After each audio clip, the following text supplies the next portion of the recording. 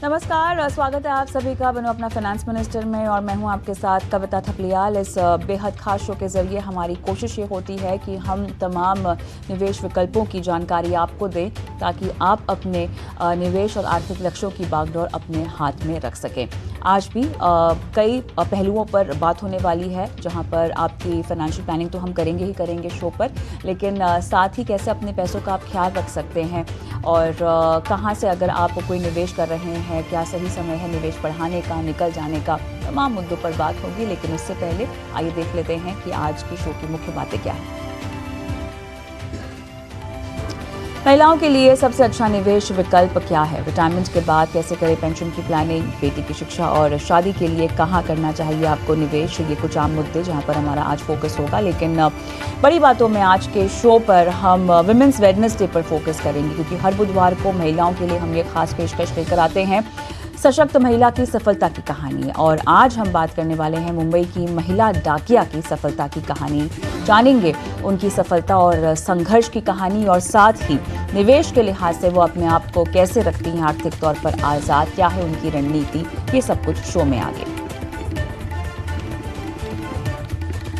और गूगल पर अगर आप ब्राउज़ करते हैं यानी अगर गूगल का इस्तेमाल करते हैं तो जिस भी बारे में आप जानकारी प्राप्त करना चाहते हैं उसकी हिस्ट्री के पीछे मिस्ट्री क्या है बताएंगे।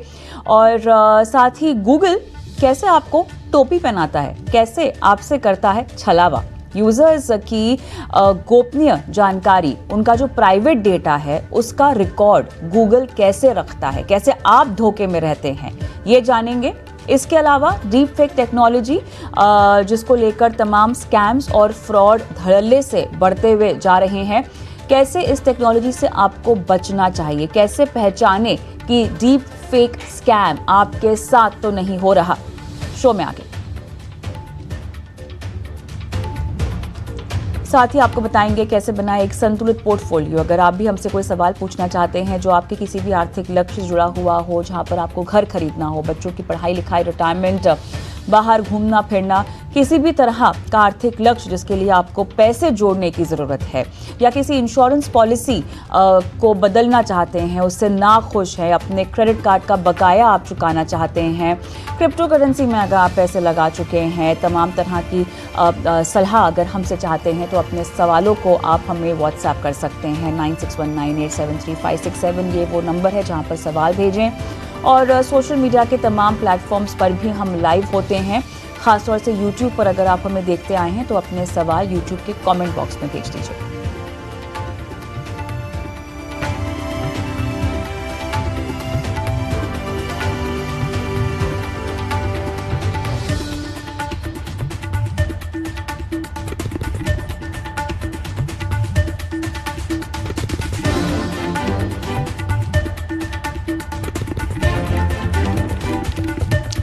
चलिए तो बनो अपना फाइनेंस मिनिस्टर में आज के दिन हम लेकर आते हैं विमेंस वेडनेसडे, हमारी खास पेशकश हर बुधवार को, जहां पर हम न सिर्फ महिलाओं की फाइनेंशियल प्लानिंग करते हैं, उनके फाइनेंशियल पोर्टफोलियो पर सलाह दिलवाते हैं हमारे एक्सपर्ट से, बल्कि किस तरह से आप तरक्की की कहानी अपनी लिख सकती हैं। भले ही आपको आर्थिक रूप में किसी भी तरह की कोई भी परेशानी हो अपनी फाइनेंशियल प्लानिंग को लेकर, या अगर आप अपनी इनकम को बढ़ाना चाहती हैं, बहुत सारी महिलाएं हैं जो हाउस वाइफ्स होती हैं और अपने पैसे बचाकर उसे निवेश करना चाहती हैं, तमाम तरह के सवाल हम शो में शामिल करते हैं। और साथ ही विमेन एंटरप्रेन्योर्स, महिला उद्यमियों को भी बताते हैं कि उन्हें कैसे अपनी सपनों की इस राह में आगे बढ़ना चाहिए किसी एक्सपर्ट के जरिए। तो आज एक्सपर्ट के तौर पर हर्षवर्धन रुंगटा, CFP रुंगटा सिक्योरिटीज मेरे साथ जुड़ गए हैं। हर्ष, स्वागत है आपका विमेंस वेडनेसडे हमारी इस बेहद खास पेशकश में।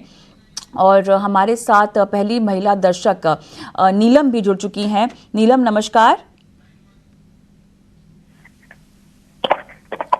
नीलम, क्या आपको मेरी आवाज आ रही है? जी आवाज आ रही है, आपको आ रही है मैम? जी जी, मुझे आपकी बिल्कुल आवाज आ रही है। नमस्कार, धन्यवाद अपना सवाल हमें भेजने के लिए। जी मैम। बताइए नीलम, आपने अपना सवाल हमें भेजा है और काफ़ी आपने उम्दा प्लानिंग भी कर रखी है, काफ़ी डिटेल सवाल आपने दिया है। अब ये बताइए, बेटी की शादी और खुद का रिटायरमेंट जो है आप प्लान करना चाहती हैं और 85 लाख हैं आपके पास, आप कह रही हैं फिलहाल, है ना? जी मैम, एक्चुअली अनफॉर्चुनेटली हाँ, मुझे मेरे हस्बैंड के लॉस होने से जो कुछ अमाउंट कंपनी से मिली है मैम, तो उस अमाउंट को मुझे एक ऐसी सही जगह निवेश करना है जहाँ पे मैं अपनी बेटी की पढ़ाई, शादी और आगे कुछ वक्त के बाद जब मेरा रिटायरमेंट का रहेगा तो मैं उसको संभाल सकूं। तो चलिए। मैंने आपको अपने मैसेज में मैंने कुछ दिया, मेरा एक लोन भी चल रहा है, होम लोन चल रहा है, हाँ, दिख रहा है। जिसमें चूंकि उस वक्त मैंने आपको भेजा था कि 23 लाख का लोन है और 15 साल का टाइमिंग है और करीब 23,500 मेरा ईएमआई जाता है। बिल्कुल। तो 19 लाख मेरा बचा हुआ था मैम लोन से, और अभी मेरा टाइम पीरियड भी 10 साल बचा हुआ है मैम। मैंने इस बीच में ये 19 में से 10 लाख पे कर दिया है, क्योंकि मेरे को काफी प्रेशर था और मेरी जो अभी करंट सैलरी है वो इतनी नहीं हो रही है कि मैं ये ईएमआई हर मंथ में बियर कर सकूं। तो मुझे वो रखे पैसे में से ही देना पड़ रहा था। तो मैंने अभी 10 लाख पे कर दिया, still I have 9 lakh rupees left. Okay. तो मैम मैंने थोड़े बहुत जो भी सैलरी मेरी हो रही है उससे मैंने करीब फिलहाल तो मैं लगभग 9,000 का मैंने ईएमआई सॉरी SIP मैंने किया है डिफरेंट अलग अलग जिसमें, और मैं थोड़ा सा और चीज करके उसको और शायद 5,000 तक एडजस्ट करके मैं आगे कर सकती हूँ। बट मैंने चूंकि भी शुरू स्टार्ट ही किया है तो एक साथ मैंने बहुत ज्यादा नहीं किया SIP का अमाउंट, तो दैट मेरे पे बर्डन शुरू में मैं कर लूँ और बाद में मैं नहीं कर पाऊँ। स्टार्ट मैंने 9,000 से किया है। ठीक है। आगे जब एक बार स्टेबल हो जाएगी जिंदगी तो मैं थोड़ा और बढ़ाऊंगी। तो मैम मैंने आपको जिससे दिया है मैसेज में मैम मैंने SGB सॉवरेन गोल्ड बॉन्ड में मैंने करीब 5 लाख रुपए इन्वेस्ट किया है जी। और मेरे पास FD है, मेरे पास करीब 7 लाख रुपए की FD है। ठीक है, चलिए, काफी डिटेल्स आपने हमें दे दी है जी। क्या कह रही हैं आप? हाँ मैम, मैं वही बता रही थी कि मैंने आपको अपने पॉलिसीज का भी दिया हुआ है, अलग अलग मैंने यहाँ किया है जी। और इन पैसों को थोड़ा थोड़ा करके मैम मैं जहाँ फंड की डिटेल इन्हीं फंड में मुझे जहाँ थोड़ा समझ में आ रहा है आप लोगों के प्रोग्राम को देख करके, तो मैं थोड़ा बहुत ऐसा लग रहा है कि हाँ लमसम मैं उसमें इन्हीं फंड से कर रही हूँ।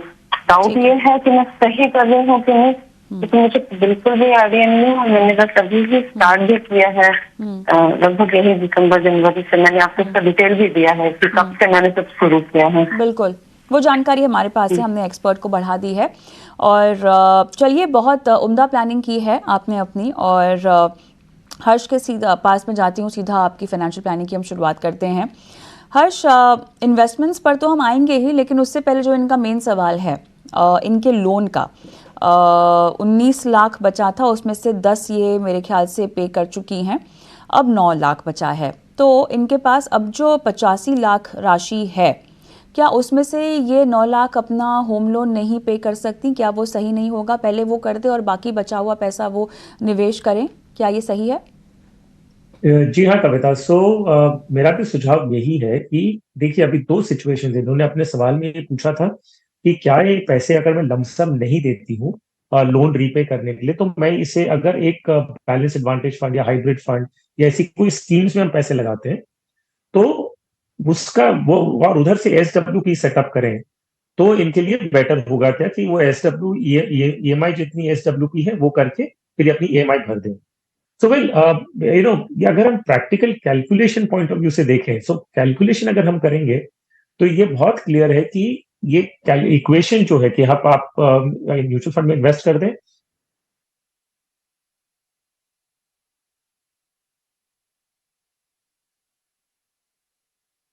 ख्याल से यहाँ पे कुछ तकनीकी दिक्कत आती हुई दिखाई दे रही है। तो मेरे ख्याल से जो आइडिया था कि पहले आप अपना होम लोन चुका दे, जो आपके पास राशि है 85 लाख के लगभग, तो वो आपके लिए एक बेहतर शुरुआत हो जाएगी। कम से कम एक जो आपके ऊपर टेंशन के तौर पर है, लोन चुकाना है, कर्ज चुकाना है, उससे आप मुक्त हो जाएंगी। सबसे पहले आपको वो कर लेना चाहिए। और नीलम, आपकी बेटी फ़िलहाल तो 10 साल की है। एजुकेशन के लिए आप जो पैसे इकट्ठा करना चाहती हैं, तो ये कितना 5-6 साल में आपको कितने पैसों की ज़रूरत होगी, कुछ आइडिया है? मैम अगर क्योंकि मेरा अपना है कि मैं उसे मेडिकल की पढ़ाई कराऊं, और जहाँ तक मुझे जितना समझ में आ रहा है मेडिकल की पढ़ाई करने के लिए तकरीबन 1 करोड़ चाहिए रहेगी। तो ये 5-6 साल में ही आपको चाहिए होगी राशि? Ma'am she is right now in class 6, अभी वो छठी में आने है, वाले ठीक। और 5 साल लगभग मैं लेकर चलूँ तो। चलिए ठीक है।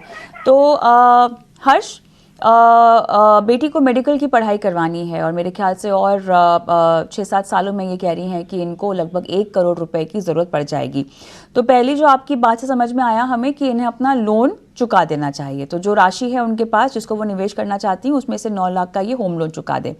अब आते हैं इनकी फाइनेंशियल प्लानिंग पर। तो क्या क्या फंड्स आप रेकमेंड करेंगे? मौजूदा फंड्स अगर हम देखें तो निपॉन इंडिया का स्मॉल कैप है, एसबीआई का स्मॉल कैप है, एचडीएफसी मिड कैप अपॉर्चुनिटी है, एचडीएफसी उसी में एसआईपी भी चल रही है, लमसम भी चल रहा है, और पराग पारेख का फ्लेक्सी कैप है, ICICI Pru Nifty 50 index fund भी है। जी हाँ कविता। जो पहली जो हमारी सलाह थी वो यही थी, जैसे आपने कहा कि क्योंकि हम ये जानते हैं प्रैक्टिकल पॉइंट ऑफ व्यू से मार्केट की वोलेटिलिटी को हैंडल करना इतना आसान नहीं होता है जितना हम प्रैक्टिकल कैलकुलेशंस की बात करते हैं। तो यस, इन्हें अपना लोन, होम लोन जो है वो चुका दें, ताकि वो बिना कोई वरीज के आगे की पूरी प्लानिंग कर सकती, कोई ईएमआई का बर्डन इनके ऊपर रहेगा नहीं। तो जो स्कीम्स मैंने सिलेक्ट की है इनके एग्जिस्टिंग पोर्टफोलियो को ही छाटा है थोड़ा, और उसके बेसिस पे ये कंटिन्यू जो जितना भी इन्वेस्टमेंट इन्हें करना है ये कंटिन्यू करे। ICICI Pru Nifty 50 index fund, Parag Parekh flexi cap, HDFC mid cap and SBI small cap, ये स्कीम्स इनके पोर्टफोलियो में ऑलरेडी है, तो इन्हीं में ये कंटिन्यू करते हुए आगे से इन्वेस्ट करें। किस तरह से इन्हें निवेश करना चाहिए? कुछ राशि के हिसाब से आप इनको मदद क्या कर पाएंगे हर्ष?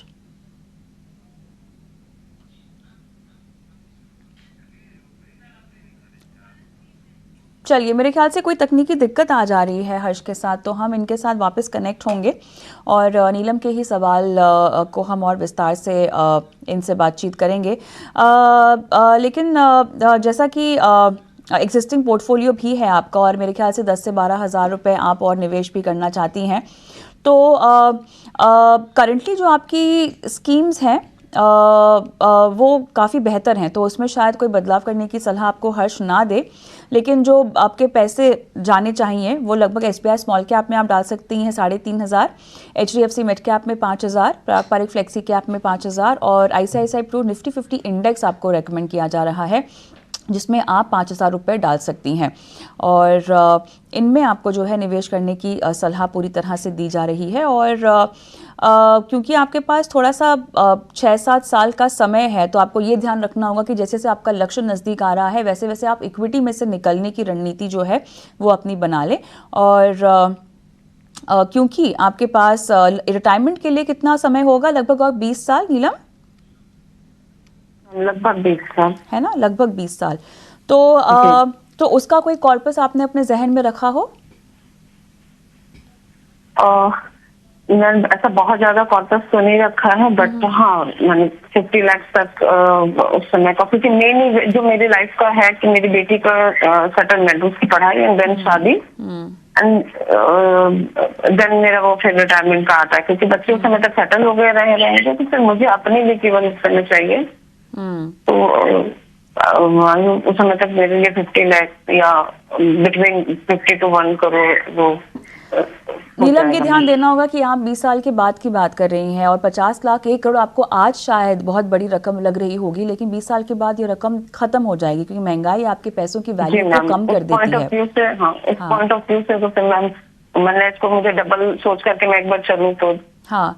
तो और साथ ही क्योंकि मेरे ख्याल से आप एक लौती अर्निंग मेंबर हैं, आपके पास एक लाइफ इंश्योरेंस है टर्म इंश्योरेंस के रूप में? नो मैम, मेरे पास टर्म इंश्योरेंस नहीं है, वो भी मैं लेने का प्लान कर रही हूँ। मैं इसके लिए भी सर्च कर रही हूँ एक बढ़िया प्लान, क्योंकि फीमेल मेंबर को ज्यादा अमाउंट का नहीं मिलता है, मुझे 50 लाख to 70 लाख की ही मिलेगा। वो भी मैं उसको अभी अपने इसमें शामिल करूंगी, मैम लूंगी। बिल्कुल, मेरे ख्याल से किसी कंपनी की ओर से है मेरे पास। हाँ हाँ, नहीं, आपकी निवेश प्लानिंग में सबसे पहला काम होना चाहिए कि आप सही इंश्योरेंस अपने लिए ले लें। और चलिए फिलहाल एक छोटा सा ब्रेक मुझे लेना होगा, लेकिन ब्रेक के उस पार हम जुड़ते हैं हर्ष के साथ और एक बार फिर से आपकी फाइनेंशियल प्लानिंग करते हैं।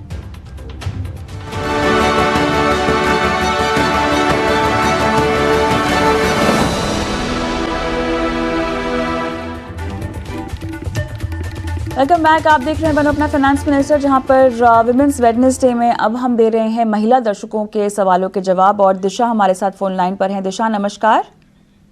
नमस्कार मैम, मेरी 3500 की SIP है जो 3 फंड में है, और अब मेरा गोल ऐसा है कि मुझे 5 करोड़ करने हैं 15 साल में।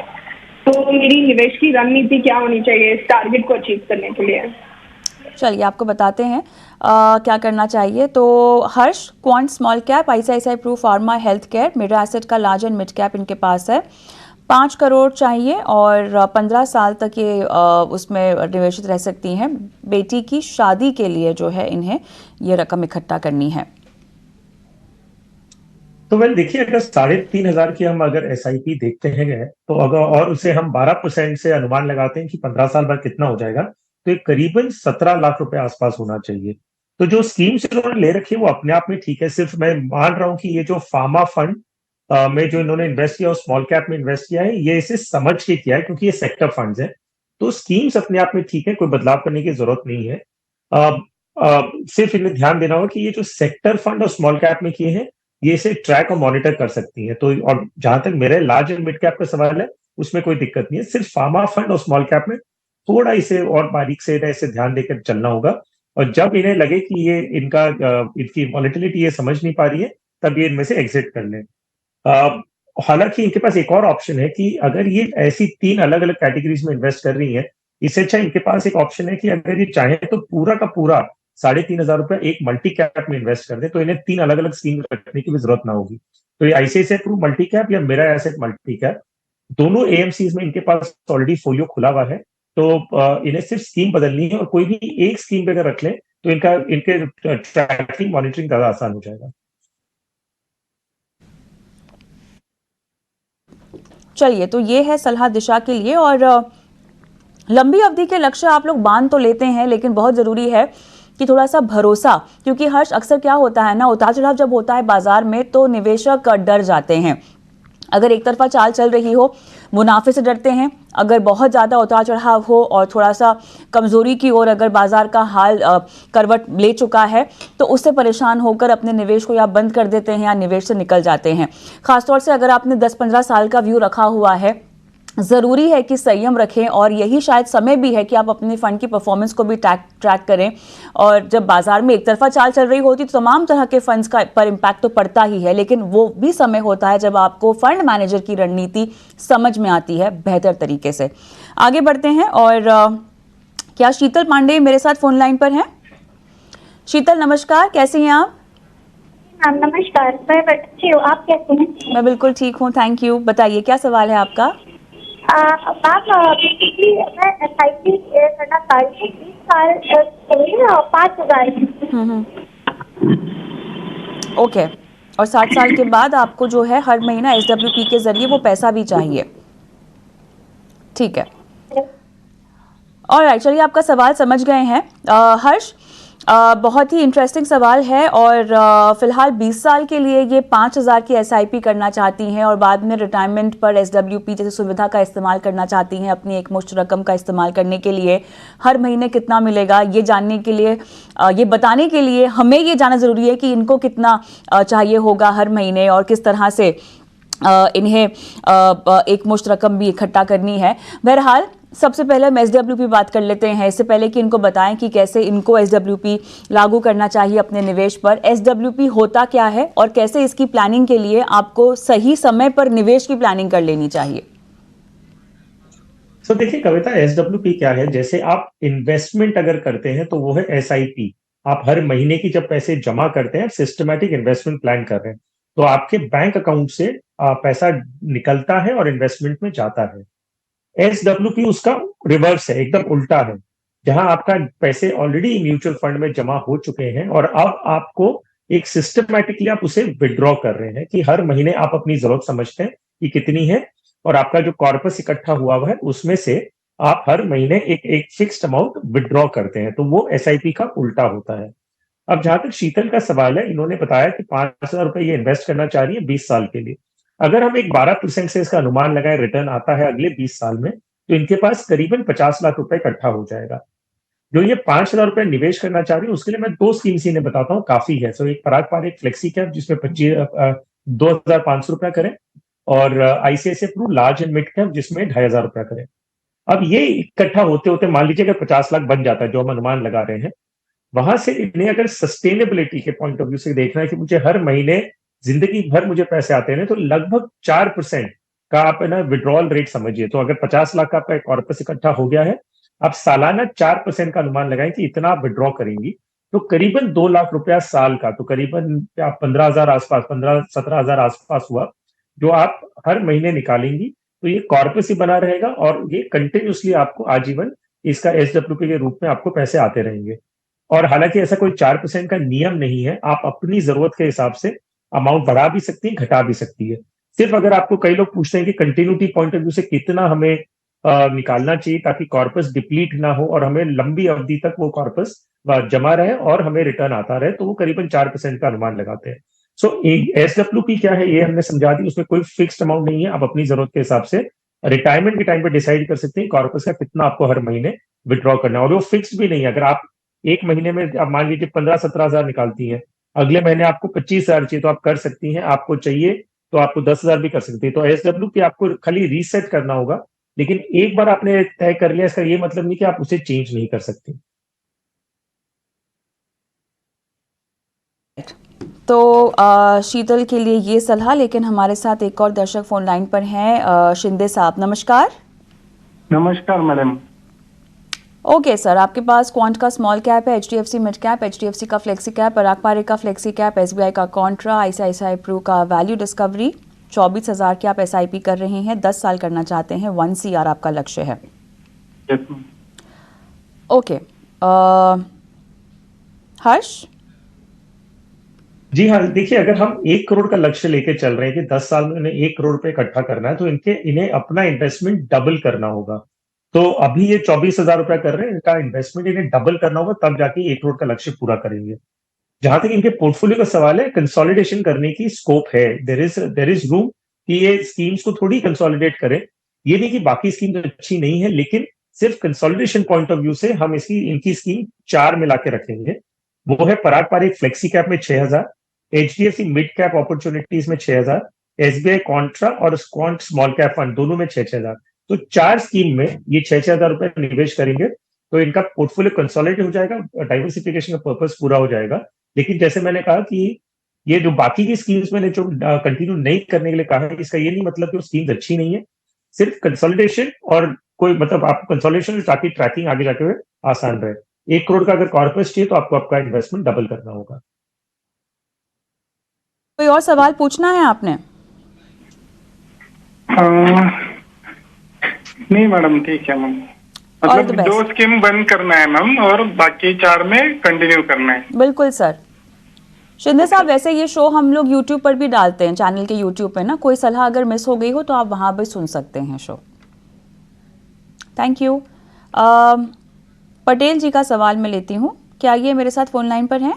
चलिए, ये फोन लाइन पर नहीं है हर्ष, लेकिन इनका सवाल आपके पास होगा। और इन्होंने अभी अभी शुरुआत की है अपने इन्वेस्टमेंट की, और कुछ फंड्स इनके पास जो है बता देती हूँ। एसबीआई का लार्ज और मिड कैप है, एसबीआई टेक्नोलॉजी है, एचडीएफसी मल्टी एसेट है, और लमसम इन्वेस्टमेंट इन्होंने कर रखा है आईसीआईसीआई प्रूडेंशियल इनोवेशन फंड में, क्वांट के एलएसएस में, और ये अपने पोर्टफोलियो को चेक करना चाहते हैं। और साथ ही नया फंड इनको डालना है 4,000 रुपए के लिए, एक फ्लेक्सी कैप। बताइए हर्ष। 1,10,000 रुपए का टोटल अमाउंट है इनका जो इन्वेस्टेड है बाजार में, ये बोल रहे हैं। और 40,000 रुपए एलएसएस फंड में जाता है लमसम के तौर पर भी। जी हाँ कविता, सो ये ना अपना एक एसआईपी पोर्टफोलियो अलग बना के रखे हैं, और इन्होंने लमसम अमाउंट जो करते हैं वो मार्केट को टाइम करके इन्वेस्ट करते हैं। सो अगर ये लमसम इन्वेस्टमेंट जो ईएलएसएस स्कीम में करना चाह रहे हैं टैक्स बचाने के लिए साल में, तो मेरी सलाह तो ये रहेगी कि इनके पास क्वांट ईएलएसएस फंड ऑलरेडी है, तो ये उसी में टॉप अप कर लें और कोई दूसरी स्कीम जोड़ने की कोई जरूरत नहीं है। जहां तक फ्रेश एसआईपी करने की बात है, तो इन्हें 4,000 रुपए की जो एसआईपी करनी है, इनका पोर्टफोलियो देखते हुए मैं सजेस्ट करूंगा कि एक फ्लेक्सी कैप फंड ये चूज कर ले। तो फ्लेक्सी कैप में इनके पास 2 ऑप्शन दे रहा हूं मैं, या तो पराग पारिक फ्लेक्सी कैप या तो एचडीएफसी फ्लेक्सी कैप। इन दोनों में से कोई भी एक स्कीम चूज करें, 2 स्कीम लेने की कोई जरूरत नहीं। तो दोनों पराग पारेख या HDFC फ्लेक्सी कैप में से जो भी इन्हें ठीक लगता है ये वो स्कीम ले सकती है। ये इनकी क्वेरी जो मैंने देखी ना कविता, उसमें एक चीज उभर के आता है कि ये बहुत एक्टिवली इन्वॉल्व है अपने पोर्टफोलियो को लेके, और माइक्रो कैप में जो इनका इन्वेस्टमेंट है उसे मार्केट टाइमिंग करते हैं। सो पटेल साहब, मेरा आपके लिए एक ही सुझाव रहेगा कि आप जब अपना पोर्टफोलियो बनाए ना, आप 4 या 5 स्कीम का पोर्टफोलियो बनाए, उसे एक ऑटो मोड में डालें कि ऑटोमेटिकली उसमें इन्वेस्टमेंट हर महीने की हो रही है। आप एक अमाउंट फिक्स कर लें, मार्केट को टाइम करने की कोशिश ना करें। हमने देखा है कि अगर आप ऑटो मोड में इन्वेस्टमेंट करते हैं और मार्केट को टाइम करने की कोशिश ना करें, तो शायद लॉन्ग टर्म में आपका रिटर्न ज्यादा बेटर होगा और आपको इन्वॉल्वमेंट भी नहीं होगा। तो इससे बेटर और कुछ भी नहीं हो सकता। तो आप एक्टिवली इन्वॉल्व हैं वो ठीक है, लेकिन जहां तक पैसिवली अगर आप इन्वेस्ट करें, विच मींस ऑटो मोड में जाने दें अपने इन्वेस्टमेंट को, मार्केट को टाइम करने की कोशिश ना करें, हो सकता है कि आपको एंड में जो मेच्योरिटी है या जो टर्म आप देख रहे हैं उसके बाद में जो पैसे बने वो शायद बेटर बने इन कंपैरिजन जब आप उसे एक्टिवली मैनेज करते हैं। तो मेरी सलाह ये रहेगी कि ज्यादा इन्वॉल्व अपने इन्वेस्टमेंट से ना हो, उन्हें अपने आप में ग्रो करने दें, वो ज्यादा बेटर होगा। ऑल्सो जैसे कि आपने कहा कि इन्होंने अपनी SIP और लमसम को बहुत ज़्यादा मिक्स करके रखा हुआ है। सेग्रीगेट मतलब डिटेल्स के हिसाब से थोड़ा सा कॉम्प्लिकेटेड लग रहा है, वरना आई एम श्योर इनको पता है कि इन्होंने कहाँ लमसम किया है, कहाँ SIP की है। लेकिन बहुत निवेशक ऐसा करते हैं हर्ष। जिस फंड में आप SIP कर रहे हैं उसी फंड में आप लमसम भी निवेश करें, ये रणनीति वैसे गलत तो है नहीं, लेकिन ये रणनीति आप कब कब अपना सकते हैं? तो इनफैक्ट कविता, आपका एक बार जब कोई भी AMC में, कोई भी म्यूचुअल फंड में आपका फोलियो खुल जाता है, उसके बाद में आप उसमें अगर वही फोलियो में आप वही स्कीम में आप SIP कर रहे हैं, आपको एक दूसरा फोलियो लमसम के लिए खोलने की कोई जरूरत नहीं है। आप उसी स्कीम में, उसी फोलियो में आप लमसम करें। आपको विड्रॉ करना तो वहीं से आप विड्रॉ कर सकते हैं। तो जब आपके पास एक ही फोलियो रहेगा, जब आप म्यूचुअल फंड से उसका कंसोलिडेटेड स्टेटमेंट या अकाउंट स्टेटमेंट, साल का स्टेटमेंट मंगाते हैं, तो सब आपको एक जगह मिल जाएगा। आपको कोई भी बैंक अकाउंट के चेंजेस करने हैं या कुछ भी अपडेट करना है, आपको एक ही फोलियो में करना है। अगर आपके पास एक ही म्यूचुअल फंड के पास 2 फोलियो हैं, तो आपको दोनों में सारे पूरे ट्रांजैक्शन के सारे डॉक्यूमेंटेशन पूरा करना होगा। सो SIP और लमसम अलग रखना है, ये आई थिंक इग्नोरेंस की बात है। ऐसा नहीं कि लोगों को इससे अलग करने का कोई स्पेसिफिक फायदा मिल रहा है, सिर्फ उन्हें ये नहीं पता होता कि आप SIP और लमसम या जो भी एक ही फोलियो में आप सब कुछ कर सकते हैं। तो मेरी सलाह तो ये रहेगी कि 2 फोलियोज ना क्रिएट करें, एक म्यूचुअल फंड में एक ही फोलियो क्रिएट करें। और अगर आप अलग अलग स्कीम्स में भी इन्वेस्ट कर रहे हैं, तो एक ही म्यूचुअल फंड की एक ही फोलियो में आप अलग अलग स्कीम्स भी लग सकते हैं, ताकि कोई भी आपको बैंक अकाउंट अपडेशन या नॉमिनेशन या कुछ भी करना हो, वो आप फोलियो में करेंगे, सारी स्कीम्स में ऑटोमेटिकली हो जाएगा। चलिए हर्ष, जितना मुमकिन हो सका हमने सवालों के जवाब दर्शकों के देने की कोशिश की है। इसी के साथ फिलहाल सवाल जवाब का ये सिलसिला हम यहीं थामते हैं। हर्ष, धन्यवाद आपका, समय निकाला और दर्शकों का मार्गदर्शन किया। और वक्त तो हो चला है एक ब्रेक का, लेकिन मैं ब्रेक पर जाऊं उससे पहले बता दूं कि हर बुधवार को हम महिलाओं की फाइनेंशियल प्लानिंग करते हैं, और इसीलिए अगर आप भी हमारी एक महिला दर्शक हैं या महिला निवेशक हैं और अपनी फाइनेंशियल प्लानिंग से जुड़ा कोई भी सवाल हमसे पूछना चाहती हैं, भले ही वो म्यूचुअल फंड में निवेश करने की शुरुआत से लेकर आपके बच्चों की पढ़ाई लिखाई या खुद के रिटायरमेंट को लेकर कोई भी सवाल है, तो अपने सवाल हमें आप व्हाट्सएप कर सकती हैं। अपने सवालों को आप चाहें तो कमेंट बॉक्स में, यूट्यूब पर अगर देखती हैं तो कमेंट बॉक्स में डाल सकती हैं। सोशल मीडिया के तमाम प्लेटफॉर्म्स पर हम रहते ही हैं, तो अपने सवाल हम तक पहुंचाइए ताकि हम अपने एक्सपर्ट्स के ज़रिए आपको आर्थिक आज़ादी दिलाने की कोशिश कर सकें। मिलते हैं एक ब्रेक के बाद।